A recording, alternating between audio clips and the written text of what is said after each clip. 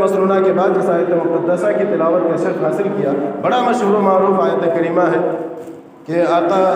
کی شان میں اللہ رب العزت نے ارشاد فرمایا قل انما انا بشر مثلکم یوحا، اے حبیب آپ فرما دیجئے، اے رسول آپ لوگوں کو کہہ دیجئے، اے میرے آقا، اے میرے پیارے حبیب آپ اپنی امت کو بتا دیجئے کہ انما انا بشر مثلکم، میں تمہاری ہی طرح بشر ہوں، میں تمہاری ہی طرح، انما بے شک، انما انا بشروں، انا بشروں میں بشر ہوں، مثلکم تمہاری ہی طرح، یعنی اے حبیب آپ لوگوں سے کہہ دیجئے کہ بے شک میں تمہاری ہی طرح بشر ہوں، یوحا، آخر میں اللہ رب العزت نے تھوڑا زور دے کر فرمایا اے حبیب صرف اتنا نہ کہیں کہ میں تمہاری ہی طرح بشر ہوں، بلکہ آگے یہ فرمائیں کہ ہم میں اور تم میں جو فرق ہے وہ یوحا کا فرق ہے، یعنی ہمارے پاس وحی آتی ہے، تمہارے پاس وحی نہیں آتی ہے۔ اب اسی تناظر میں، اب اسی آیت سے قرآن عظیم کے اندر 3 طرح کی آیتیں موجود ہیں۔ کتنی طرح کی؟ 3 طرح کی آیتیں موجود ہیں۔ ایک تو وہ ہے جس سے مسائل کا اخراج ہوتا ہے، یعنی جن سے ہم نماز، روزہ، زکوٰۃ، حج وغیرہ کے احکام سیکھتے ہیں کہ نماز کیسے پڑھنا ہے، نماز کیوں اور کیسے، اور روزہ کیوں رکھنا ہے، حج کیا کرنا ہے، زکوٰۃ کیسے دینا، یہ تمام چیزوں کی فرضیت اور اس کے احکام کے حوالے سے یہ چیزیں، پہلی تو یہ آیتیں موجود ہیں۔ دوسری یہ کہ متشابہ آیات موجود ہیں، متشابہ جن کا اصل لفظ موجود ہے لیکن اس موجودہ الفاظ کے معنی پر عمل نہیں کیا جائے گا، اس موجودہ الفاظ کے معنی پر عمل نہیں کیا جائے گا، اس کو فرمایا یہ متشابہ الفاظ ہیں، ان پر عمل کی ضرورت نہیں ہے۔ اگر اس پہ عمل کی ضرورت ہے تو وہ علماء کرام، فقہاء کرام، محدثین، مفکرین، مفسرین سے رابطہ کریں گے، پھر وہ آپ کو بتائیں گے کہ ہاں اس آیت کا کیا مطلب ہے اور کیوں نازل کیا گیا اور اس پر کیسے عمل کیا جائے گا، یہ دوسری طریقے سے۔ تیسری حروف مقطعات، جسے ہم اور آپ عام زبان میں لوح قرآنی کہتے ہیں، جیسے الف لام میم، الف لام میم را، نون والقلم، اس طریقے سے جتنے بھی آیات ہیں، یہ لوح قرآنی جتنے بھی ہیں، ان کا کوئی ترجمہ نہیں، اس کا کوئی ترجمہ نہیں۔ بڑے سے بڑے مفسرین کو اٹھا کر کے دیکھ لیں، مترجم کو رہنے دیں، مفسرین کو اٹھا کر کے دیکھ لیں تو انہوں نے بھی ان الفاظ کے ترجمے نہیں کیے ہیں، چاہے وہ جتنے بڑے بھی مفسر، حضرت ابن عباس رضی اللہ تعالیٰ کی چوکھٹ سے لے کر کے جتنے بھی مفسرین نے قرآن کی تفسیر بیان کیا ہے، حضرت ابن عباس کی چوکھٹ سے تفسیر اٹھا کر کے لوگوں نے پھر بیان کی ہے، تو حضرت ابن عباس رضی اللہ تعالیٰ عنہ نے بھی اس حروف مقطعات کا ترجمہ نہیں کیا ہے۔ ریزن کیوں نہیں کیا؟ وجہ یہ ہے کہ وہ حروف مقطعات جو لوح قرآنی حضور پر نازل کیے گئے، ان آیات کا اور ان لوح قرآنی کا ترجمہ خود جو حضرت جبرائیل لے کر آتے تھے حضور کی بارگاہ میں، وہ حضرت جبرائیل بھی نہیں جانتے تھے، ان الفاظ کے معنی حضرت جبرائیل کو بھی نہیں پتا تھا۔ ایک طرف اللہ رب العزت اپنے حبیب پر قرآن نازل فرما رہا ہے، اس قرآن میں 3 طرح کی آیتیں موجود ہیں، پہلی لوح قرآنی، دوسری آیات محکمات، تیسری متشابہات، یعنی ایک تو وہ ہے جس کا کسی کو ترجمہ نہیں، اور جب ترجمہ ہی نہیں معلوم، اس کا مطلب ہی نہیں معلوم، تو اس پر بعینی عمل بھی نہیں کیا جائے گا۔ ہاں لیکن قرآن کی آیت ہے، قرآن کے الفاظ ہیں، اس لیے ہماری دل اور جان تمام چیزیں اس پر قربان، اسے دل سے یقین کرنا پڑے گا اور اقرار بھی کیا جائے گا، اس پر ایمان بھی لایا جائے گا۔ دوسری وہ آیات جو آیات متشابہات ہیں، جن کا ترجمہ تو معلوم ہے لیکن اس کے ظاہر پر عمل نہیں کیا جائے گا، تو فرمایا اگر اس کے ظاہر پر عمل نہیں کیا جائے گا ٹھیک ہے، لیکن اس پر ایمان ضرور لایا جائے گا۔ تیسری آیات محکمات، جن سے حکم صادر ہوتا ہے کہ نماز پڑھو، زکوٰۃ دو، حج کرو اور صدقہ و خیرات کرو، دیگر تمام چیزیں جو حکماً آیات نازل ہوئے ہیں اس پر ایمان بھی لایا جائے گا اور ان آیات پر عمل بھی کیا جائے گا۔ اب میں نے جو خطبہ مسنونہ کے بعد جس آیت مقدسہ کی تلاوت کا شرف حاصل کیا، قل انما انا بشر مثلکم یوحا، اے محبوب آپ فرما دیجئے، لوگوں کو بتا دیجئے کہ میں تمہاری ہی طرح بشر ہوں، اور ہم میں اور تم میں بشریت میں جو فرق ہے وہ فرق یہ ہے کہ ہم پر وحی نازل ہوتی ہے اور تم پر وحی نازل نہیں کیا جاتا ہے۔ اسی آیات کو لے کر کے یہ دیابنا اور وہابیہ وغیرہ جو ہے آیات، اسی آیت کو لے کر کے عقیدہ بنا لیتے ہیں کہ نبی ہماری ہی طرح انسان ہے، عام انسان ہے، کھاتے پیتے سوتے جاگتے اٹھتے بیٹھتے ہیں۔ اسی آیت کو لے کر کے وہ اپنا عقیدہ بنا لیتے ہیں۔ بعض لوگ یہ کہتے ہیں کہ یہ سنی علماء کرام صرف وہابی اور دیوبندی کو لے کر کے جھگڑا کیوں کرتے ہیں؟ ہمارا جھگڑا صرف وہابی دیوبندی سے نہیں بلکہ جتنے بھی ہیں، وہابی ہے، دیوبندی ہے، شیعہ ہے، قادیانی ہے، رافضیت ہے، اور جتنے بھی اس طریقے کے جتنے بھی فرضی جن لوگوں نے اپنا مسلک اور مذہب بنا رکھا ہے، سب سے ہمارا جھگڑا ہے۔ آخر ہم جھگڑا کریں تو کیوں نہ کریں؟ ہم سنی علماء کرام جھگڑا کریں تو کیوں نہ کریں؟ بتائیے، اگر آپ کی ماں اور باپ کو کوئی کافر کہے تو آپ تسلیم کریں گے؟ آپ کے ماں اور باپ کو اگر کوئی گالی دے تو تسلیم کریں گے؟ حقیقتاً یہ ہے کہ اگر آپ کے ماں اور باپ کو، اور ماں اور باپ تو چے جائے، اگر آپ کی بہن کو گالی دیا جائے، آپ کے بھائی کو گالی دیا جائے، آپ کے بیٹے کو گالی دیا جائے، تو اس وقت آپ دل میں اس سے نفرت کر لیتے ہیں، اس سے کوٹ کچہری کا مقدمہ لڑنے کے لیے تیار ہو جاتے ہیں، تھانے اور جیل جانے کے لیے تیار ہو جاتے ہیں۔ لیکن وہ نبی آخر الزماں، وہ سید الانبیاء جناب محمد الرسول اللہ صلی اللہ تعالیٰ علیہ وآلہ وسلم کی ذات بابرکات، وہ نبی صلی اللہ تعالیٰ علیہ وآلہ وسلم کی والدہ کو یہ وہابیوں نے، ان دیوبندیوں نے اپنی کتاب میں کافر لکھا ہے۔ بتائیے، جس نبی کا کلمہ پڑھ کر ہم اور آپ مسلمان ہیں، کیا وہ نبی ایسے ماں سے جنم لے گا جو کافرہ ہو، جو مرتد ہو، جو رب کی وحدانیت کا اقرار کرنے والا نہ ہو؟ کیا وہ نبی ایسے ماں اور باپ سے جنم لے گا جس نبی کے صدقے میں رب نے پوری کائنات کو وجود بخشا ہے، جس نبی کے صدقے میں اللہ رب العزت نے جنت اور دوزخ کا فیصلہ فرمایا ہے، جس نبی کے صدقے میں، جس نبی کو ماننے پر جنت کا وعدہ فرمایا ہے، جس نبی کے انکار پر جہنم کا وعدہ فرمایا ہے؟ بتائیے، اس نبی کی ماں کو اگر کوئی کافر کہے تو کیا ہمارا کلیجہ چھنی نہیں ہوگا؟ ہم کیسے ایمان والے ہیں؟ جس نبی کا کلمہ پڑھے اسی نبی کی ماں کو کافر کہا جائے۔ ان وہابی دیوبندی، ہمیں جو پڑھے لکھے نہیں ہیں اپنے آپ کو دیوبندی کہتے ہیں، اس سے ہمارا کوئی جھگڑا نہیں۔ علامہ شارح بخاری فرماتے ہیں جو پڑھا لکھا نہیں ہے اور اپنے آپ کو دیوبندی کہتا ہے، حقیقتاً وہ دیوبندی ہے بھی نہیں، حقیقتاً وہ دیوبندی ہے بھی نہیں، اس پر آپ کوئی فتویٰ نہیں ظاہر کر سکتے۔ لیکن جو پڑھا لکھا مولوی ہے،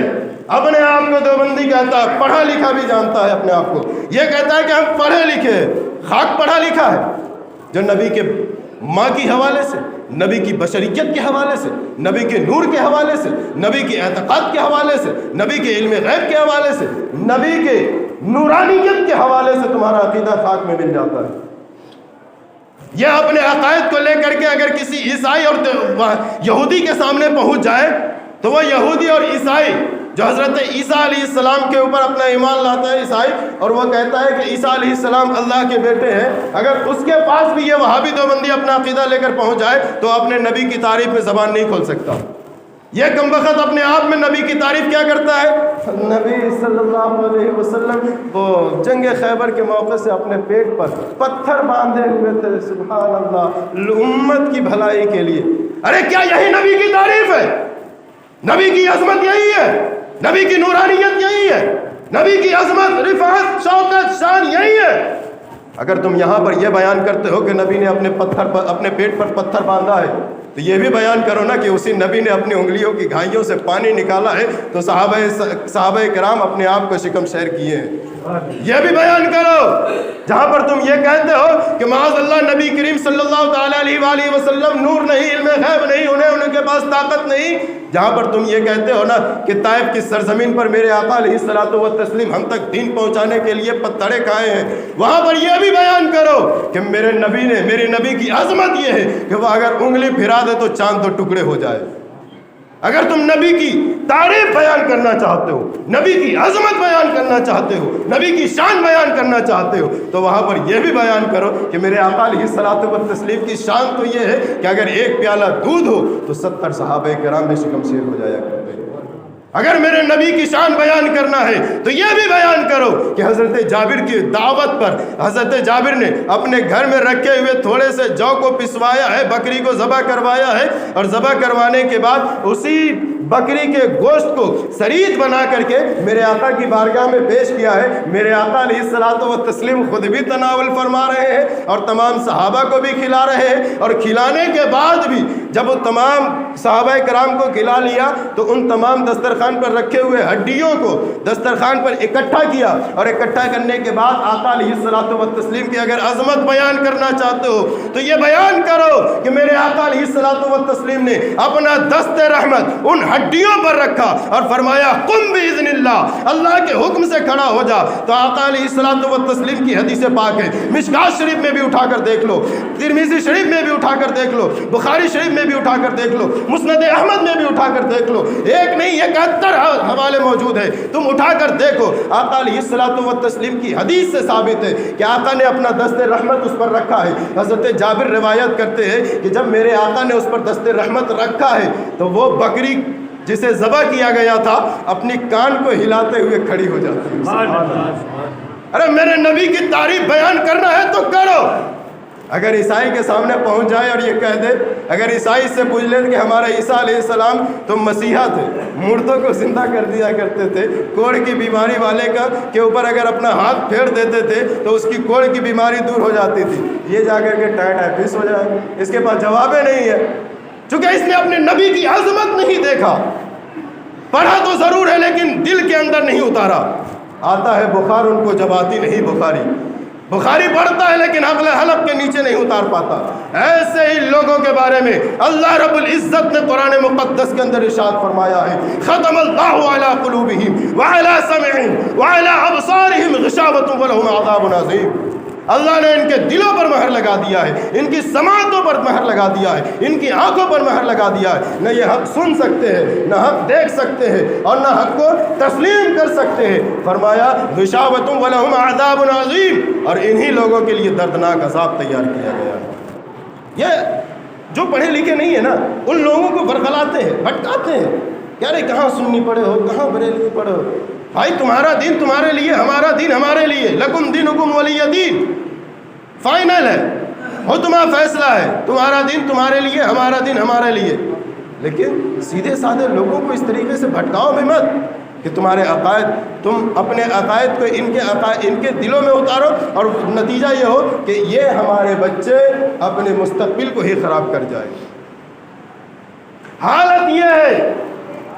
جب تک ہم سنی علماء کرام نے ارتداد کے خلاف بولتے رہے، جب ہم سنی علماء کرام نبی کے علم غیب کے حوالے سے بولتے رہے، جب یہ سنی علماء کرام نبی کی نورانیت کے بارے میں بولتے رہے، اس وقت تک ان کی مجال نہ تھی کہ یہ ہمارے سامنے آتے۔ آج عالم یہ ہے کہ ہمارے نوجوان یوٹیوب سے دین سیکھتے ہیں، گوگل سے دین سیکھتے ہیں، وہی گوگل جس پر کسی کا اعتماد نہیں، کسی کا اعتقاد نہیں، انہیں یوٹیوبر مولویوں سے سیکھتے ہو، یا جن یوٹیوبر مولویوں کا تمہیں پتہ نہیں کہ وہ سنی ہے دیوبندی ہے، رافضی ہے، قادیانی ہے، کیا ہے، نہیں ہے، اس کا پتہ ہی نہیں، پھر کہتے ہو فلاں مولانا نے ایسا کہا، فلاں مولانا نے ایسا کہا، چہ جائے کہ فلاں مولانا نے ایسا کیا۔ آپ کو کیا اس بات کا علم ہے کہ جس کی بات آپ سن رہے ہو، علماء کرام عالم والا لباس پہن کر کے، امامہ پہن کر کے، جبہ پہن کر کے، اگر وہ آپ کے سامنے آ کر کے یوٹیوب پر دین سکھانے چلا ہے، آپ کو اس بات کا بھی علم ہے کہ وہ عالم ہے یا نہیں ہے؟ آخر ایسے لوگوں سے دین کیوں سیکھتے؟ میرے آقا علیہ الصلوۃ والتسلیم کو رب نے فرمایا قل انما انا بشر مثلکم، اے حبیب آپ فرما دیجئے کہ میں تمہاری ہی طرح بشر ہوں، لیکن ہماری اور تمہاری بشریت میں فرق یہ ہے کہ ہمارے پاس وحی نازل ہوتی ہے، تمہارے پاس وحی نازل نہیں ہوتی۔ لیکن یہ وہابی دیوبندی کہتا ہے کہ ہماری ہی طرح نبی، ہماری ہی طرح بشر ہے، ہماری ہی طرح انسان ہے۔ مانا تمہاری طرح انسان ہے، مانا تمہاری طرح انسان ہے۔ اگر تمہاری ہی طرح انسان ہے تو ذرا چاند کو دو ٹکڑے کر کے دیکھا دو۔ میرے نبی اگر کھانے میں اگر تھوک پھینک دے تو کھانا میں برکت ہو جائے۔ میرے نبی کریم صلی اللہ علیہ وآلہ وسلم اگر کنویں میں تھوک پھینک دے، لعاب شریف ڈال دے تو وہ پانی بالکل میٹھا اور کھارا ہو جائے۔ تم اگر کہیں تھوک پھینک دو تو 4 چپل تمہیں کھینچ کر لگایا جائے گا۔ کیسا عقیدہ ہے تمہارا کہ نبی ہماری طرح بشر ہے؟ کم سے کم اپنی طرح بشر کہنے کے لیے اپنے آپ کو بھی دیکھ لو کہ نبی کی ذات کیا تھی اور تمہاری ذات کیا ہے۔ اندھا لنگڑا للا کر کے نبی کی طرح نبی کی طرح اپنے آپ کو ہونے کا اعلان کر دیا. خبردار، دین علماء کرام سکھائیں گے، یہ سنی ادارے سکھائیں گے، یوٹیوبر مولوی نہیں سکھائے گا. میری تقریر آج بالخصوص ہمارے نوجوانوں سے ہو رہی ہے کہ آپ یوٹیوب سے دین نہ سیکھیں. ذرا سی کہیں سے کوئی پوسٹ آتی ہے فیس بک واٹس ایپ پہ، آپ فوراً کہتے ہیں یہ فلاں عالم ہے، فلاں عالم ہے، فلاں عالم ہے. اس میں بعض جگہوں پہ نیچے دلیل بھی لکھ دیتا ہے، حوالہ دے دیتا ہے، یہ فلاں کتاب میں، یہ فلاں کتاب میں. کیا آپ کو پتہ ہے وہ فلاں کتاب کیسی ہے؟ آپ کو پتہ ہے؟ نہیں نا.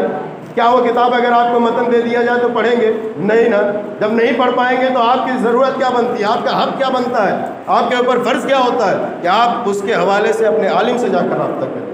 اپنے امام سے رابطہ کریں، سنی علماء سے رابطہ کریں، نہ کہ آپ یوٹیوبر مولویوں سے جا کر کے دین سیکھیں. لہٰذا آپ اپنے آپ میں تبدیلی پیدا کریں اور نبی کریم صلی اللہ تعالیٰ علیہ وآلہ وسلم کی سیرت کا مطالعہ کریں. جب آپ کریم صلی اللہ علیہ وآلہ وسلم کی سیرت کا مطالعہ کریں گے نا، تب جا کر کے حقیقی معنوں میں آپ کے دل میں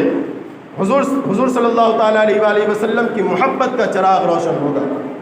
آپ اگر جب تک حضور کے بارے میں، حضور کی نورانیت کے حوالے سے، حضور کے علم غیب کے حوالے سے، یا پھر حضور کی سیرت کا جب تک مطالعہ نہیں کریں گے، آپ کا عقیدہ مکمل طریقے سے آپ کا صاف اور شفاف نہیں ہو پائے گا. نتیجہ، جب آپ اپنے عقیدے کو درست نہیں کریں گے، جب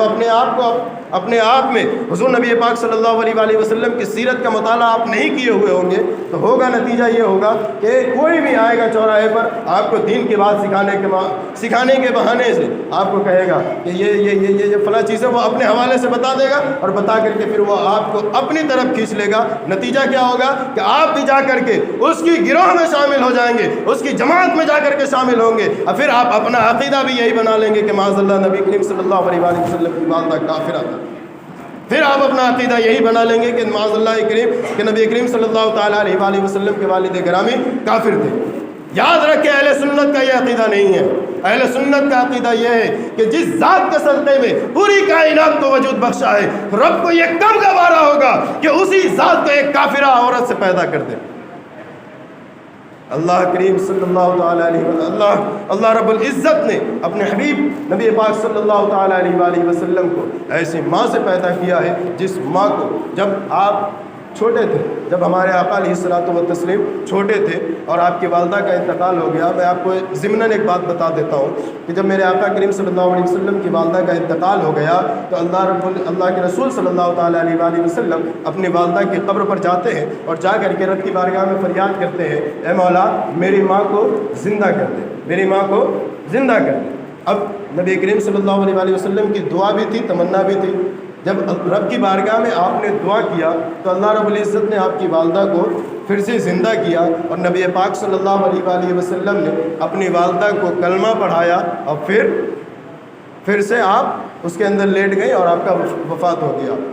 اور یہ ضمناً یہ ایک حوالن بات ہوئی، لیکن آپ نے جب تاریخ پڑھا ہوگا پیدائش کے موقع سے آپ نے سنا بھی ہوگا کہ جب میرے آقا علیہ الصلوۃ والتسلیم کی ولادت کا وقت قریب تھا تو بے شمار فرشتے آ کر کے حضرت آمنہ رضی اللہ تعالیٰ عنہ کو مبارکبادی پیش کیا کرتے تھے،